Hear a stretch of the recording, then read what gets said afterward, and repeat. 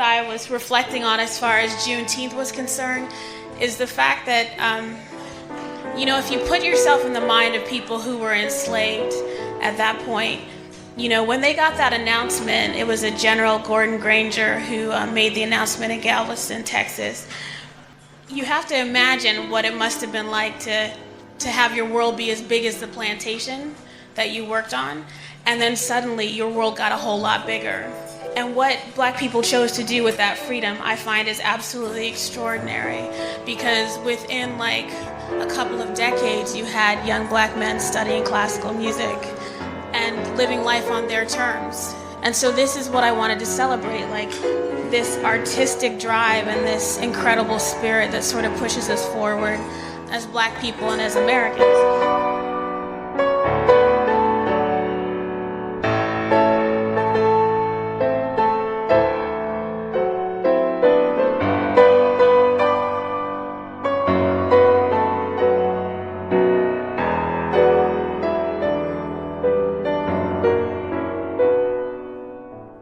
Welcome back to another episode of the Piano Pod, where tradition meets innovation.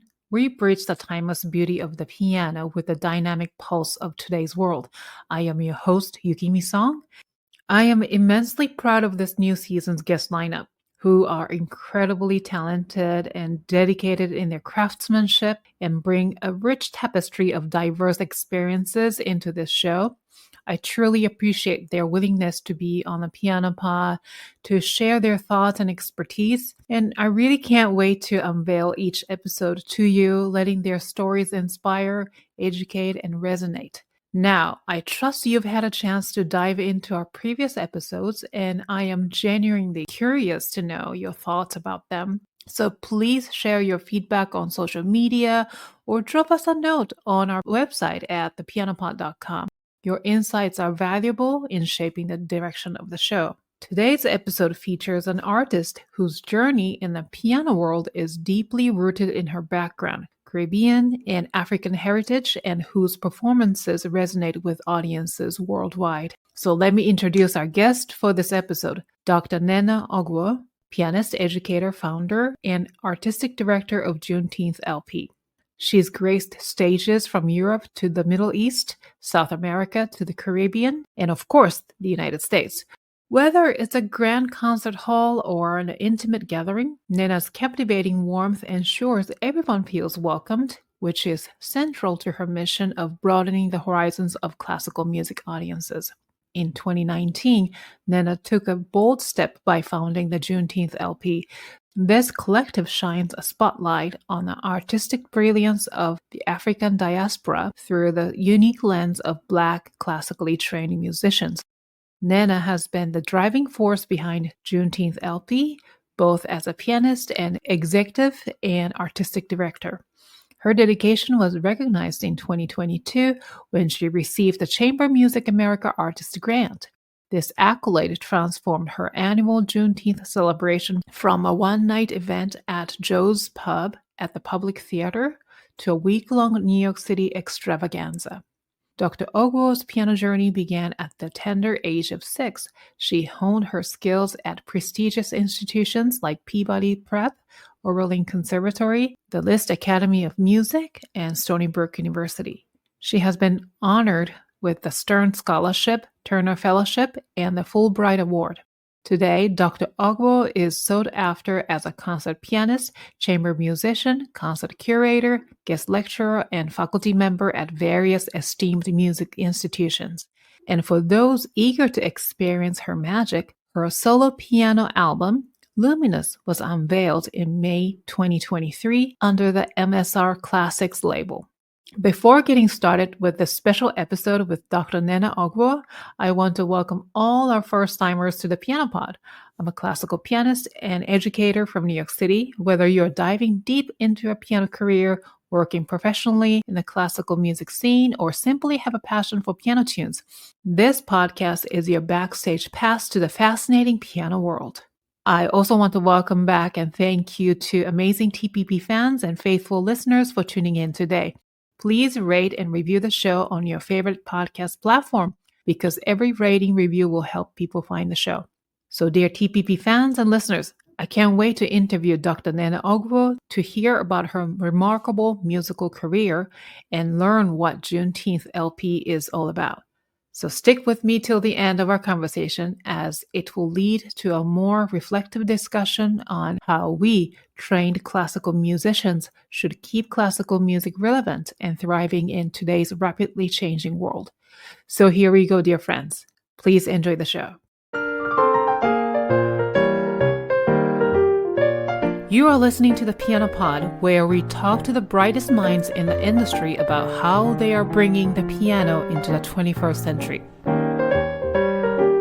So, welcome, Nnenna, to the Piano Pod. Thank you so much. Thank you so much for being here. I love your room. I love the painting. I recognize the painting in your background. When you're doing things on a shoestring budget, you use what you have, and I decided this will be a lovely background for my website. No, it looks like $1 million. I mean, yeah, and I recognize it from your website, right? Yeah, it actually is the first piece of art that I ever bought in New York. Really?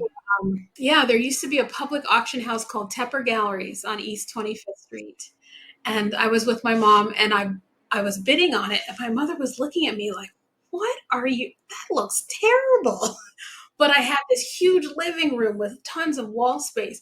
And when I put it up, she was like, "Oh, okay." Yeah. Pretty dramatic and powerful. But when I was bidding, she thought I was nuts.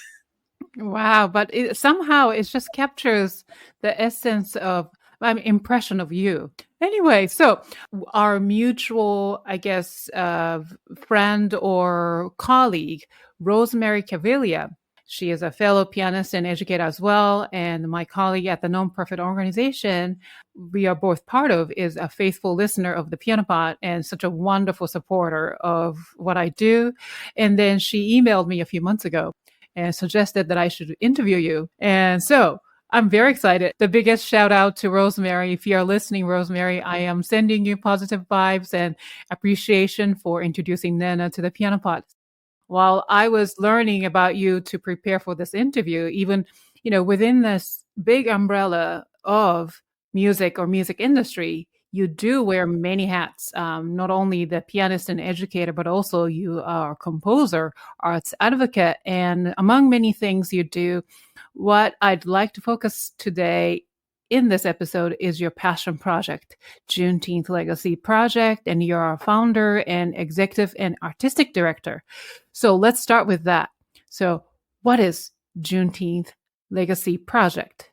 Is this an organization, program? Who is this for? First of all, I want to correct you on one thing. We are actually called Juneteenth LP. The LP does stand for Legacy Project. But there actually is a Juneteenth Legacy Project, which is an arts-based organization in Houston. And I encourage people to find out who they are and what they're doing. They're doing really great work. But it was one of my first lessons in business. I did not grab that domain name. I did not grab it immediately. And so, I went back to it 3 months later and it was gone. So we became Juneteenth LP. But we are a music collective of mostly classically trained musicians of the African Diaspora. Our mission is to introduce people to classical music by African Diaspora composers, but the gateway is more familiar music to them. So we play music of all genres. Toshi Reagan, the amazing musician, artist, activist, had a series at Joe's Pub called her Good Folks series. And she invited me to do a Juneteenth show because I had said that's what I wanted to do. She invited me to do the Juneteenth show at Joe's Pub in 2015. And in May of that year, my mother passed away. So it didn't happen. For 2016 and 2017, I shared the event with 2 other artists, which was a wonderful experience. And through that sharing, the artists that they brought in, I got to meet some of them. And so as we were giving these concerts, the concert was my way of introducing people to classical music by Black composers. And so I played Ulysses Kay, and I played William Grant Still, and I played David Baker and Dorothy Rudd Moore. And people really, really enjoyed it. And it was funny because, I started the program and then the other musician ended the program. And, what they were playing was much more contemporary. I thought, even though, there are these two sort of very distinctly different styles, people were really, really receptive to the music that I was playing. But I think that they were not just receptive to what we were playing, they were receptive to the fact that I talked about the music. I talked about the composers, I talked a little bit about their lives and about maybe what they were going through when they wrote the pieces. And I talked about how the music spoke to me, and I invited the audience to engage with, what did they hear? And in the first year, actually, or maybe the second, I did something really interesting. I played a bunch of Scriabin preludes, the Opus 16 preludes, and there are 5 of them. And I played them all, and then I turned to the audience and I said, before I said, this set actually reminds me so much of Nina Simone. And I'm curious if you hear what I hear in it. And if you don't, it's fine. But if you do, I'd like to know which one of the preludes. And so I played them all. And there was one that I was specifically thinking about. And they said, number 1, number 5, number 3. And I thought, because number 4 was the one that I absolutely attached to Nina Simone. There's something very haunting and lonely about her voice when she's singing ballads, or even when she's singing tunes that should be a little bit more upbeat. There's still a profound sadness sometimes that comes through. And so this prelude, which just has this melody, da da da dee da da dum da da dee da, and then chord, and then the harmony changes, right? It broke my heart every time I heard it, every time I worked on it. And I said, so number 4, no one? And then, the audience went, oh yeah, I hear that. You know what I mean? But everyone had very different, ideas of what, and different things appealed to them. And I thought, wow, music is fascinating. There's what I think and what I feel. And then everybody's going to receive it in a different way, in a different context. I was kind of struck by the fact that this was a real opportunity to have a much more intimate relationship with the audience than I ever would, right? Because normally we get on stage, we play, we bow, we maybe say a few words, maybe about our encore, and then, that's done. And so there's this kind of mystery of being a classical pianist or musician or performer. And this way I got to talk to people about, my process and what I was thinking of and why I chose this, and, the connections from composer to composer. And so finally, in 2018, I had met enough musicians who were really interested in what I was doing and really sort of like, yeah, we want to support you. We want to do this and we want to support you. And, that is really profound and significant, especially in New York, because it's very hard to make a living. It's just the daily grind is hard. And when musicians say, yeah, we're willing to rehearse every week, every 2 weeks, and we're willing to put in this time, and we do want to give concerts in the community, and we do want to do outreach. And they kind of trusted me to find the money, and sort of helped with, like, there are 2 people specifically who became part of like the team, and so we sort of together were able to build something. And I don't take any of that for granted. Like, as much as it says, I'm the executive and artistic director. Yeah, this was a team, and it is a team in a lot of ways. Just to go back a little bit. So I read your bio, and then the Juneteenth LP was officially formed in the year 2019, I believe. That's a year before the, of course, largest Black Lives Matter movement in 2020. And then when I visited your website, I also heard the audio file of your statement in 2016 at the Joe's Pub in downtown Manhattan. So what to become of, Juneteenth LP down the road. So it's been years in the making, right? Yeah. Right? Yeah. Yeah. And what really inspired you is, it sounds like it's a gradual thing to form this, but was there a specific event or experience that really inspired you to create it, or was it more like a gradual thing, started something small and became what it is today? Definitely there was a seed, and the seed was this annual Juneteenth celebration at Joe's Pub. And then the more musicians that I met that were kind of simpatico with this idea that I had, the more I realized this could be something more than just one show, in the year. And also I started paying attention to how people were reacting to the concert. We got a lot of kids coming up to musicians with stars in their eyes, like, I didn't know the violin could do this. We had this violinist who wrote this piece called Evolution. His name is Ed Hardy, and he sort of musically charted in this piece, music, and it went from spirituals to hip hop and scratching on the violin, and it was really kind of potent. But what was really amazing was watching these kids say, I play violin and I didn't know it could do that. I didn't know it could be like that. To watch him and the other musicians interact with these kids, like, yeah, there are tons of things you can do with this instrument. This is, the whole point of practice is to play and explore so I was really kind of moved by that and realized that we could reach people in a way that was so much greater. Classical music audiences are small, and our concern is that it's dying off, right? That it's definitely an older community that really, really loves classical music and then grew up with it. And I think that my mom's generation is probably the last of the generation that sort of classical music was in the air generally, right? Now classical music is very sort of specific. And because it's specific, if you don't know the language and you don't know the codes to get in, you don't know how to access it, even if you love it. This provided an opportunity to reach so many more people, and to reach people who would not necessarily think that they love classical music, but that they hear it and they go, that was gorgeous, or that was so interesting. I'd like to know more about this composer. One of the things that people ask me a lot is, what is the impact you want your ensemble to have? And then what is the impact you think it actually does have? And I think that I would say that what I want is for it to open people's ears, open people's minds and open people's hearts. Nina Simone was interviewed once, and she said, we're all walking through the world in a way a little dead inside. Like we're just getting through our day, and we're dealing with our things. And so we don't really see what's around us, and we don't really interact with what's around us. It's just, we're getting through. And so we're all walking around kind of like zombies.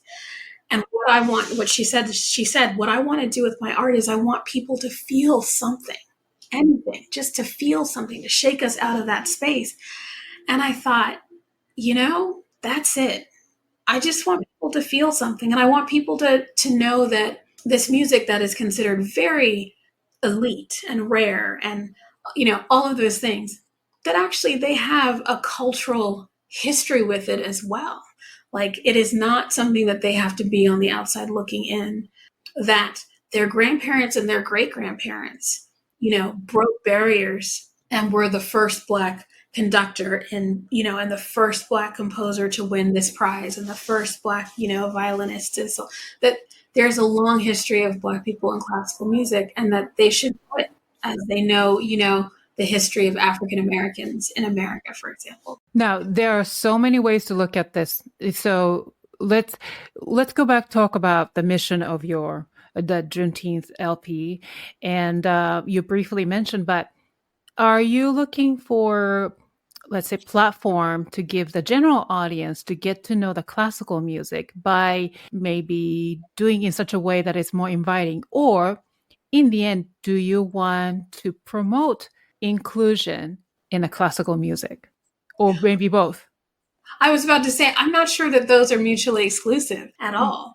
I do want it to be more inviting, and also multi-generational, right? So we play music by Black classical composers, but we also play, we'll play a Lizzo arrangement, and we'll play some arrangement of Stevie Wonder, and we'll play an arrangement of Nina Simone, and we'll play some Duke Ellington. And so all of a sudden you have a show in which, like, a 7-year-old is delighted that they hear something that they recognize, but also grandma and grandpa are delighted that they hear something that they love and recognize. And in between, they're also being exposed to such a wide breadth of different composers, and so that it's something that people can share sort of within the whole family. And that's wonderful. But also, an introduction to, you love song. Well, H.T. Burley wrote some of the most beautiful art songs, and some of them were arrangements of spirituals, which I know because, you're a church-going person and your family's from the South originally. So here's this music that is a part of your legacy, but you didn't realize also lives in the, classical music canon. But I also think that classical music needs to sort of rethink how it wants to present itself, And I think that contemporary classical composers, a lot of them are grappling with this, and they're sort of writing in a way that's challenging norms and trying to get people to listen differently and think differently about the music. But also I think that we need to invite people who are not necessarily white and wealthy to because if we don't grow that audience, it will become tinier and tinier and tinier until we have, you know what I mean? Why not grow the audience so that we can actually make sure that the kids that we're teaching who want to be pianists will have audiences to play for, Yep. We're raising the audience also. Yes, not just the music players. I know, I totally understand. Now, I'm curious to know how you are accomplishing this mission. So is it by the concert series or just one event, or tell us? So we have sort of grown out of this, one show, we've grown into sort of a Juneteenth festival week where we present more than one concert. We do about 3 or 4, and we do videoed concerts for other places where it's it's really expensive for 8 people to go to Boston. So, Bunker Hill Community College, we do a Juneteenth show for them that is recorded. But we also do lectures and workshops and master classes and things like that. Throughout the year, or? Yeah, throughout the year. Yeah, mostly January to June, but throughout the year. One of the things that I'm realizing is that because I am the artistic director of Juneteenth LP, a lot of times what I do also becomes sort of a reflection of the ensemble as well. So when I give a masterclass or when I present concerts and lectures, it is something that I always make sure to mention Juneteenth LP. We're interconnected unity. It's not, interconnected entities. It's not just I'm a solo artist and I am a teacher and I do these things, and then there's Juneteenth LP, and that's a completely different thing. Often I find that we're working very much in conjunction. Like our missions are the same, whether it's me individually or me as part of a group, and our intentions and our goals and our aesthetics principles are the same. So I'm still trying to sort out how that's going to work ultimately, but the drive is similar. And so sometimes, we do things hand in hand. Like, for example, my album is actually has been released under the Juneteenth LP umbrella of recording projects. It's just the first of a bunch of recording projects that we have. Oh, you mean the latest album that it's your solo album, right? Yeah, we're going to talk about that later, but the title is Luminous. Yes, exactly. Right, which is available on major... The MSR Classics label we released it through MSR Classics, and it's available wherever you stream music. On the Juneteenth LP website, it says, quote, Juneteenth LP brings together unexpected classical music and brilliantly crafted arrangements of more popular repertoire for a refreshing take on live performances and educational music experiences. So I'm curious, what are you guys playing, and what are unexpected classical music, which I can almost guess, and a brilliantly crafted arrangement? And you mentioned that there are sometimes you do the arrangement by Stevie Wonder to many other, like I saw an arrangement by Childish Gambino, and then also Mongo Santa Maria, Afro Blue. Yeah, I saw that arrangement as well. So who does these arrangements? And also you are doing popular music and also probably African American classical music as well. So tell us. I'm going to go back a little bit. When I was a kid, the first music camp I went to was a school for composers, a summer school for composers. It was called the Walden School, and it's up in New Hampshire. It still exists. It's a wonderful, wonderful institution. And in that space, I got introduced to theory, ear training, and composition. And their philosophy is really interesting. It's basically that whatever they're teaching, it's orally based. So you don't know it unless you can hear it. You can hear it, you can take dictation on it, you can sing it, you can, which is very different. And I didn't realize how different it was till I got to college. And it was a wonderful experience. But what it did was it also introduced me to the idea of everyone is and can be a composer and should be to some extent. If you're in music, you should also be composing. And you don't have to be composing like you're a serious composer and you're out getting commissions and that's how you earn your living. But you should always be playing around with your instrument and making stuff up. Who does the arrangements? Well, I have tackled some arrangements. And because we were going to be doing more different genres, I started taking jazz piano lessons, which was a hilarious experience because I will admit right now that I am a terrible student in so many ways because there's no time, right?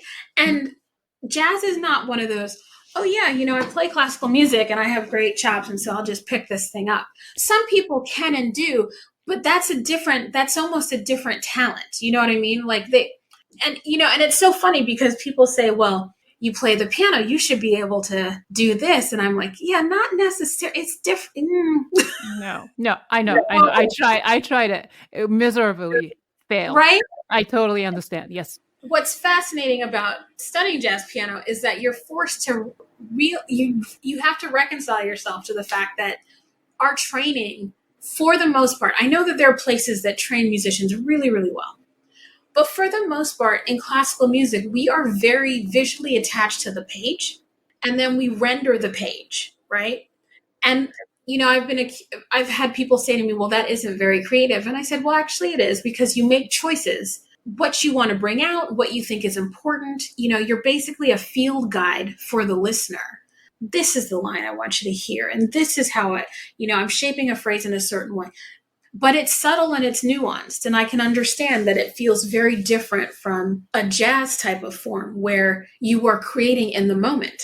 But as you and I both know, in every piano lesson we ever took, our teachers would exhort us to play in such a way that it sounds like we are creating this music in the moment, right? So from a very different way, like almost like a backwards way around, we are studying the score and learning and studying context and history so that we can come to this place where it sounds like we are making the music as we, you know what I mean? We are creating it as we play it. And jazz musicians actually just create it, right? Mm-hmm.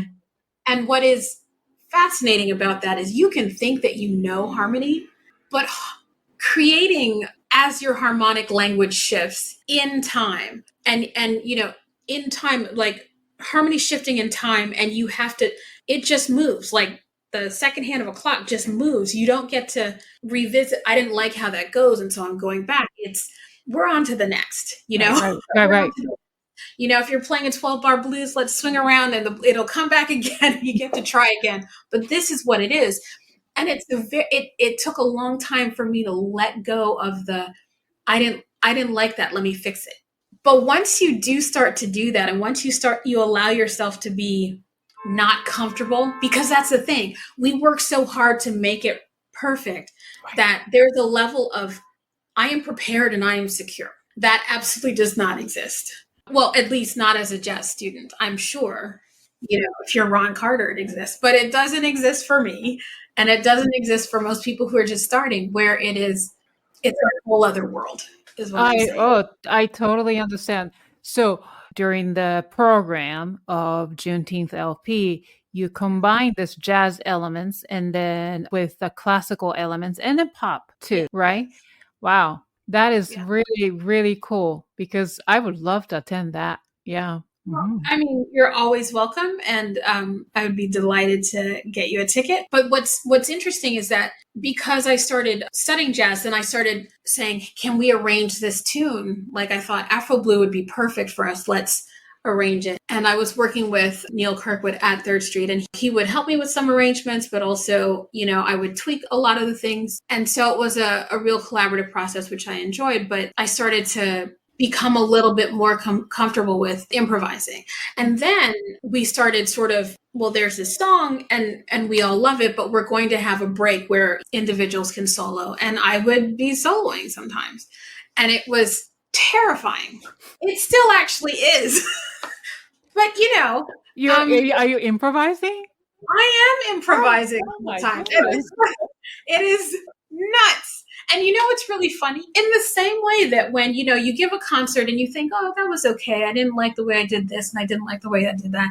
And then a month later, you listen to the concert and you say, wow, that was really good. Why did I think it wasn't good? That was really good. It's the same thing. Like I will improvise and think, oh, well, whatever, just keep moving. It wasn't, I don't know. Hopefully nobody noticed.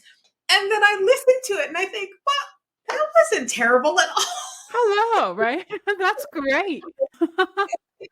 And so it's teaching me to be okay with uncertainty and to be okay with not being able to control everything. That is a very different concept from classical performance. Yes. But I think that what you need to be in control of when you're improvising, you need to be in control of the harmonic language. Like you need to know that. And then with that framework, the world is your oyster, but also terrifying. Yes. It's a new day. It's a new life for me. For me. For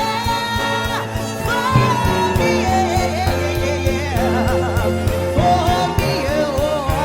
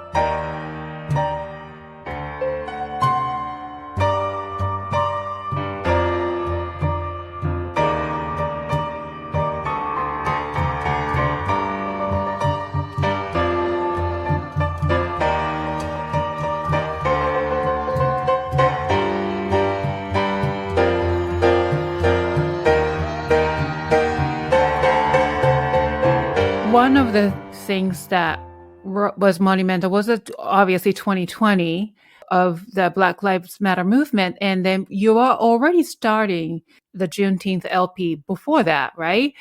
And then so the year 2020 of the Black Lives Matter movement, which brought the Juneteenth to many people's awareness finally, and especially unfortunate death of Mr. George Floyd. And of course, finally, Juneteenth became a federal holiday in 2021. So I'd like to know your own personal experience of the year as much as you can. I know it's still a sensitive topic, but because you have already started this project before that, and what's been like with your Juneteenth LP journey since then? Well, when I started, I was talking about the fact that I wanted to celebrate Juneteenth Freedom Day, right? It's called Freedom Day or Liberation Day. I wanted to celebrate it from an artist's standpoint. So I wanted to celebrate these musicians who post Juneteenth, their world was far more open than it had ever been. And I'm not saying that it was easy and all of a sudden people had access to everything, but you had the opportunity possibly to have a life that wasn't plantation bound necessarily, right? And so what did people do with that freedom? And taking that step into the unknown is actually a terrifying thing. Like if you were raised in a plantation system, or if you were raised in subjugation, or you were raised in, one kind of climate, and then you decide that you want something different for yourself, and it's sometimes not as obvious as slaved and then not enslaved, slave and then free.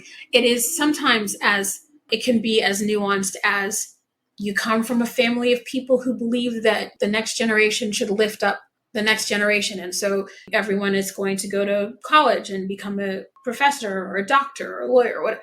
And then someone says, yeah, but I want to paint. That is a scary and terrifying path to take if that's not the norm for your family, your tribe, your environment, right? And so I wanted to sort of celebrate these people who were invariably incredible risk takers, even if they came from musical families. Just to be Black in America and to be doing what they were doing was something extraordinary. And the fact that they persisted, like in the face of incredible difficulties, they persisted.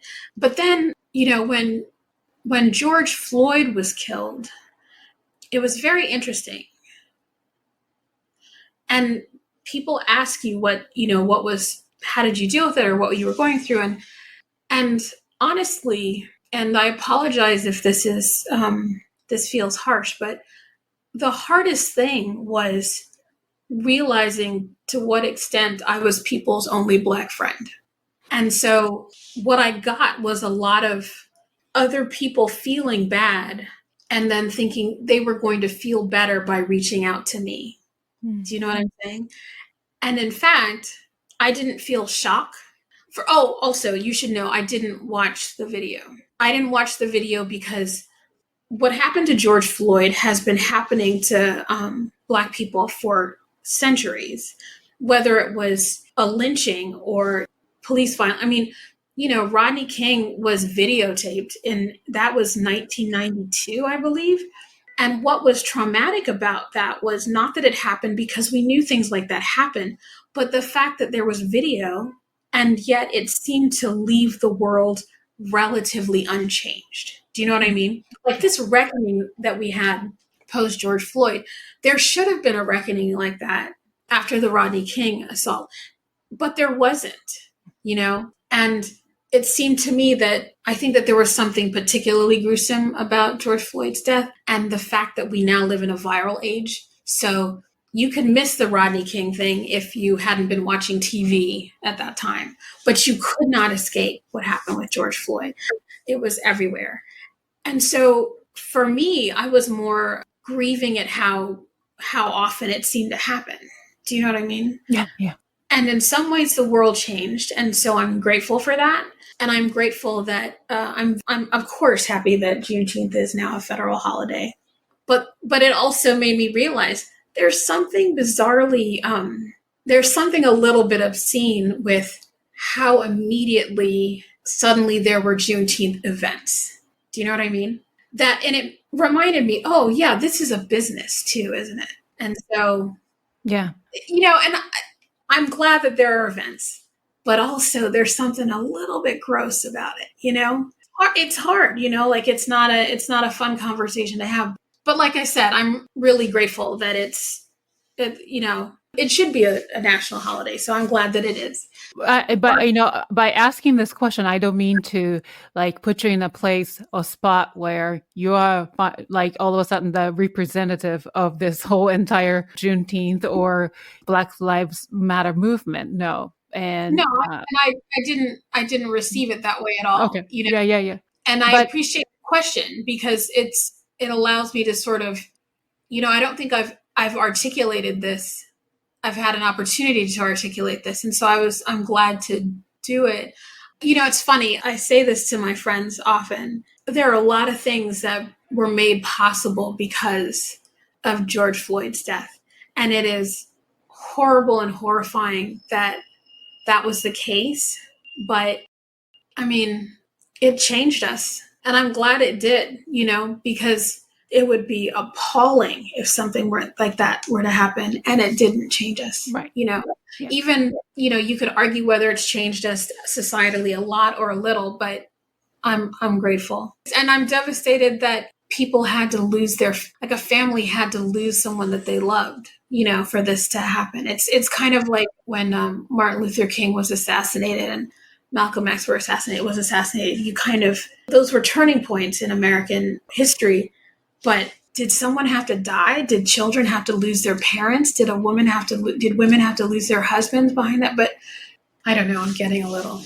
I know it's a very tough topic, and I'm sorry, but I appreciate you for really opening up and telling me, because it's important to talk about and we need to do better too. It's not just that his death, but I think we have to do even better. So yeah, thank you for opening up. So just to change the mood of our conversation, I really want to congratulate you for all the hard work you spent with especially Juneteenth LP, and then your dedication was finally recognized in 2022 last year when you received the Chamber of Music America Artist Grant. And this accolade transformed your annual Juneteenth celebration from a one-night event at the Joe's Pub at the Public Theater to a week-long New York City extravaganza. Congratulations. So I know to get a grant from the government, right? That's not easy, extremely difficult. Yes. Chamber of Music America is, I think, a private organization.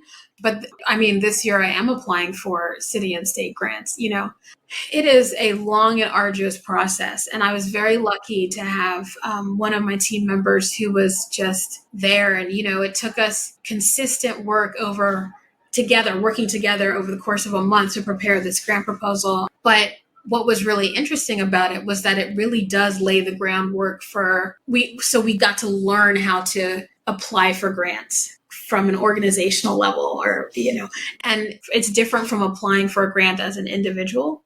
And so that was an incredible sort of steep learning curve. And as I am applying for grants now in this round, it's a lot easier in some ways. I don't have the same team members, but it is easier because that groundwork was laid, But I will say that it is a constant struggle of getting your projects funded, getting funding for your projects so that you can present. And I tell people all the time, I feel like that no matter what I do, there's always this next challenge on the horizon that is unlike anything I've done before. And so it feels like I'm a beginner again and again and again. And I thought to myself, but you know what? I remember telling students, you have to be unafraid to not know what's going on. That you have to be okay with not knowing, because eventually you work at it and then you will know. Yeah. But then there'll be another challenge. I know. Totally.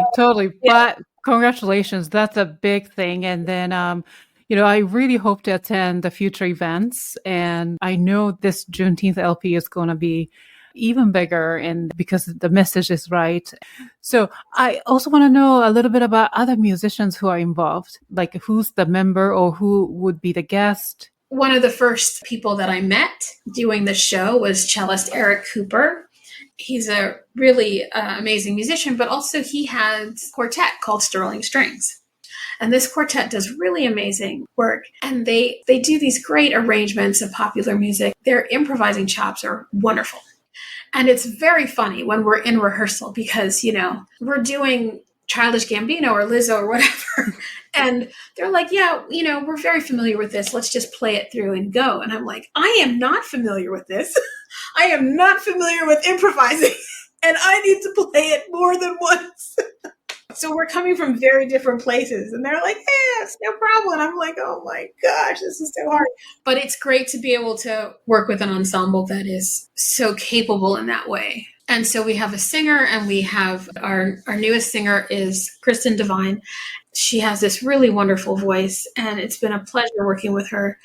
And we have this fabulous percussionist, Shirzat Tinin, who is just absolutely brilliant. She and her ensemble opened up the Women in Jazz series up here in Harlem. I can't believe I forgot to mention. So our first violinist, Frederique Naman, is an African Caribbean violinist from the Boston area, and she is a powerhouse arranger. And so she's been doing a lot of our arrangements. But also this year, I believe Shirzat is going to do a couple of arrangements for us. And so we're just kind of collecting these musicians that vibe with us well. I just feel really lucky at a group of musicians that and not only do we enjoy playing together, it's a really great energy, but also we just enjoy hanging out. That is wonderful. That's a dream come true. It's very hard to collaborate, but that speaks volume about you. You have that ability to put things together, put people together. So what would you like your audience to experience from attending the concerts? I want them to hear music they've never heard before. and hopefully be delighted by it and hopefully be interested and engaged. I want them to come away with it thinking, I want to know more about Margaret Bonds. I want to know more about William Grant Still. I want to know more about whomever we've presented. That's what I want. And what's great is that we live in an era where they can literally put that in their phone and pull up, whatever Trevor Weston's got, whatever Nkiro Okoye's got, there's a SoundCloud for that. There's a Spotify. Primarily, that's what I want. And also I want them to hear pop standards or blues standards or whatever in a different way because we're playing it, there's strings. How much Marvin Gaye have you heard that's been, string centered, string heavy or string forward? Oh, I would love to hear that. Yeah. Yeah. I mean, it's a lot of fun and it's really engaging. Before we go to the next segment, which is about your life, but I want to ask one last question from this Juneteenth LP. What did you gain, or what important life lesson did you experience from launching and building the Juneteenth LP? What I've learned is that the most important thing that you can do is to put one foot in front of the other. It doesn't matter if it feels like it's working. It doesn't matter if it feels like it's right. Just, you have to get up and you have to put one foot in front of the other. And my mother used to talk about this. She struggled, as we all do.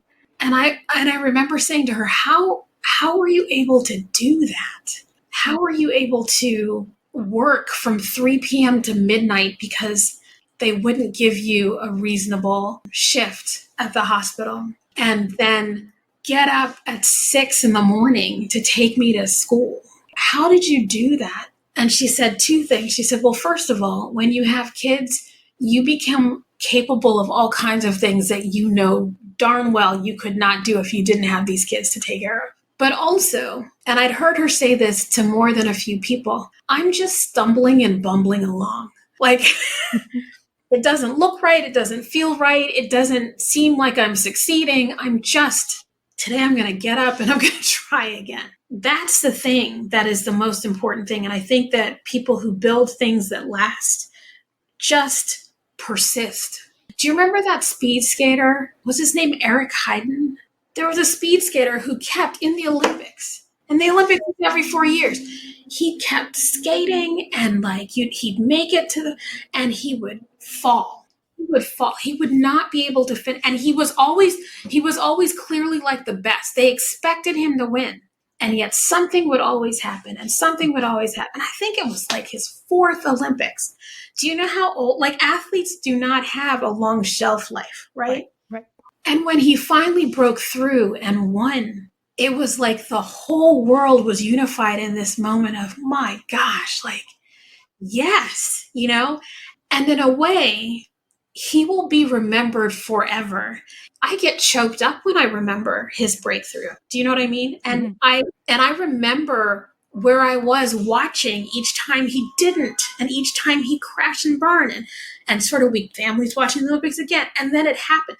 It takes what feels like forever to achieve the thing that you're trying to achieve. Your job is not to predict when your success is going to happen. And your job is not to, you're not in charge of the universe. You don't get to know if it's going to happen tomorrow, if it's going to happen in 20 years. Your job is to get up in the morning and say, I am committed to this thing that I'm going to do. And so I'm going to do it. And sometimes it is exhausting and it is lonely and it is frustrating. And you feel broken half the times that you're doing it. But also when you do get to that level, you realize that you are enjoying it because you knew what it took, right? And then also you realize, oh, there's another mountain, right? Yes. I climbed this. Oh, there's another mountain, right? Yeah. I'm very comfortable because it is always striving and always climbing. Yeah. I hear you. And thank you for the reminder because, sometimes when I do this podcast, I enjoy it, but it's like you said, one foot in front of the other. It's like every day you do this, that matters. It's not about when you achieve, how much you achieve, right? And that's a wrap for the first part of this engaging episode on the Piano Pod with a guest, Dr. Nnenna Ogwo. If you have been enjoying our episodes, please take a moment to rate and review us on your favorite podcast platform. You can also watch our episodes on the Piano Pod's YouTube channel. As we kick off our 4th season, we owe it all to your support. Since 2020, we've been exploring how to make classical music resonate in fresh ways with today's audience. But to continue bringing you these episodes, we need your support. Every contribution goes toward essential podcast expenses. Want to be part of this journey? Click the PayPal link in the show notes or visit thepianopod.com to donate. I'll personally mail you the Pianopod's logo sticker as a token of gratitude. So hit that subscribe button, spread the word, and don't forget to follow the Pianopod on social media. The links are in the description. Tune in next Tuesday, October 24th at 8 p.m. for the rest of the interview with Dr. Nnenna Ogwo.